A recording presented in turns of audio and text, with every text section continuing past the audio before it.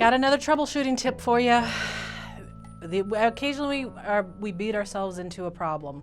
And one of the problems that I hear people talk about is sometimes you're just determined not to have to add a new thread, and so you keep working with that thread even though it's getting too short. You're going to have a hard time ending it off when you finish up, but you've only got 2 more beads to add to the end of the row and you're just going to do it. But then you've got the problem of how you end off that really short thread. I've got a couple of ideas for you. Let's take a closer look at the beads. So here I am, I have this piece, and look how short my thread is here, and I need to end off this thread.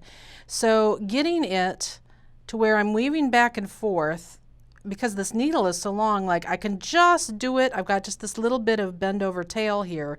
So for my first pass, as I go to end this off, I'm good. I can go through a couple of beads here, like so. The problem is, okay, so now that thread is shorter, I still need to turn around and go this other direction, and sometimes that thread is even shorter, and let me actually just make that happen, because you were really naughty, and it's like this. And now there's no way that you can keep the needle threaded and turn around and get that angle on it. So there's a couple things you can do. And the first one is you take off that needle and you move to what's called a sharp. And look at the difference in needle size. This is a traditional beading needle size. This is what's called a sharp. So it's a shorter needle, and it's one that quilters use quite often, and some people bead entirely with the sharps. I only pull out my sharps when I have one of these short threads or I'm trying to make a really tight corner or something, because for me personally it makes my hands cramp if I use that too much. But it is perfect to have on hand in a case like this. So in this case, let's go ahead and thread the needle. Okay, really, I can't do this left-handed. Not on camera, the pressure is too great. There we go. So it's still going to be tight here, but I can probably get in. Yep, I can just, it's still attached here at the needle, and I'm putting my finger over that so it doesn't pull out. And now I'm able to, let's see here, there's where my thread's coming out. I'm able to turn around and go in the opposite direction. But remember, I want to do 3 passes, so I probably can't get this 3rd pass.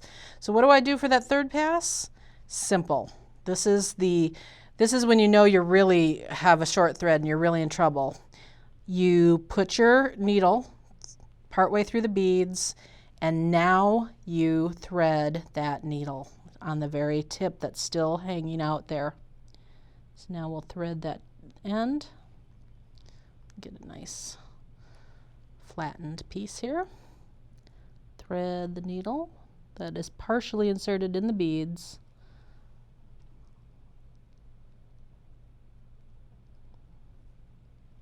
Hey needle, I'm on camera.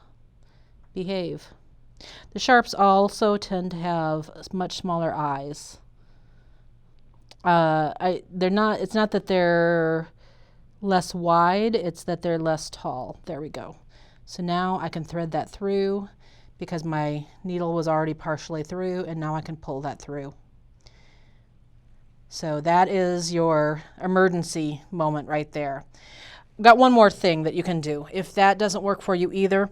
The last thing that you can do is start a new thread, weave it back and forth in that area where your short thread is. So basically you would be reinforcing that area where the short thread is, and then cut the short thread off. It's not officially ending it, but because you've reinforced that whole area with a whole nother thread, you're going to be okay just to clip it at that point. You just want to make sure that you get, say, the last 2 rows worth of beads all reinforced with your new thread before you clip that little short end. So don't panic. I got ways that you can save it.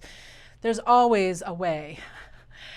So make sure that you check out all of our kits and patterns at jillwisemandesigns.com. I hope you don't get into any of this trouble when you're working on them, but if you do, now you know how to take care of it. Happy beading!